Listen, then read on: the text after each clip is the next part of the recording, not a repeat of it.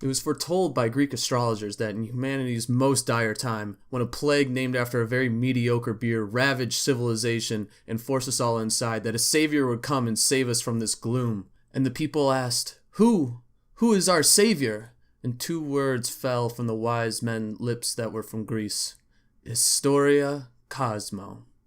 Translated today into English as Tale Worlds. You want to know how I know this? Because I completely made it up.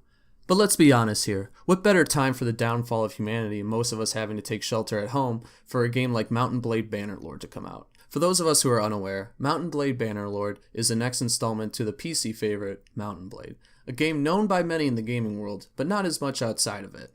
This installment comes out nearly a decade after the last one, Mount & Blade Warband.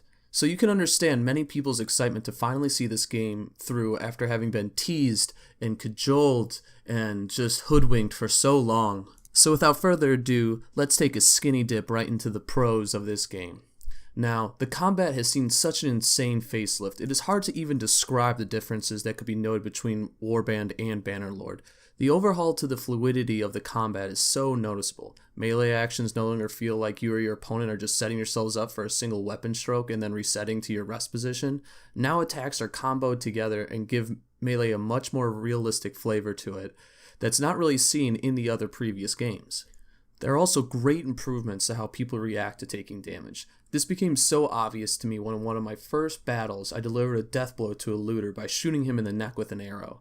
Not only was that considered a weak point on his body and giving it extra damage, as it should, the hapless victim of my Legolas-like precision stopped in his tracks and went to the ground holding his throat as how you would expect someone to do so in real life. Not because I know, of course, just watching movies and things like that. The other pro of this game is the customization aspect now applied to sieges. Not only from an offensive perspective, but a defensive one as well. Bannerlord has done away with the mechanic of the old games where when you are attacking a castle, there's only one angle of attack. Now Bannerlord, you can completely customize how you want to take down a castle or a town, whether it be with ladders, siege towers, rams, or a combination of the 3. It gives the player a real sense that no 2 sieges will ever be the same, and when you layer on top of it the different castles and town layouts, each siege truly feels like its own beautiful little snowflake. And those are just some of the many pros, but let's also take a quick look at one of the major cons I have about this game.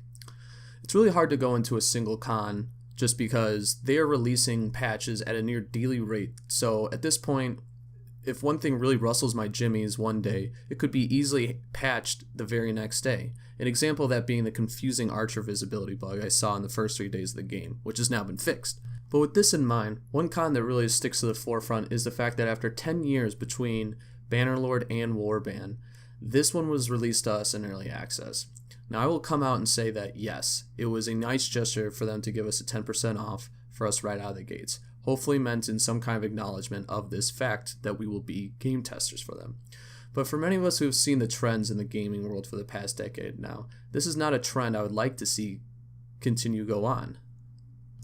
That trend, of course, being where major game releases are pushed out a little bit quicker than maybe they should because video game companies or the producers themselves can rely on an excited and eager fan audience to be duped into being video game testers and crash test dummies for what is meant to be really, or what should be, a final product.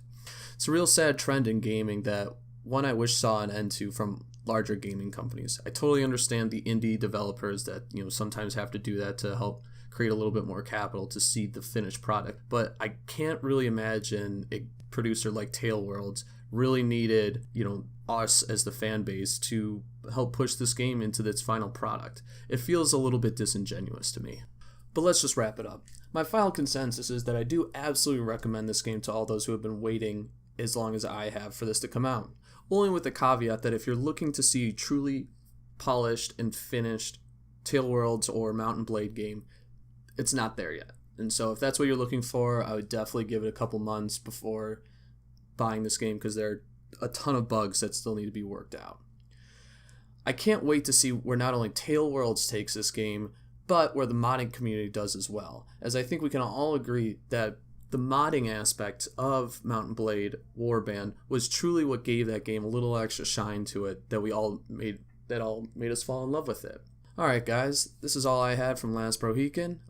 If you liked what you saw, please hit that like button, and as always, take it easy guys.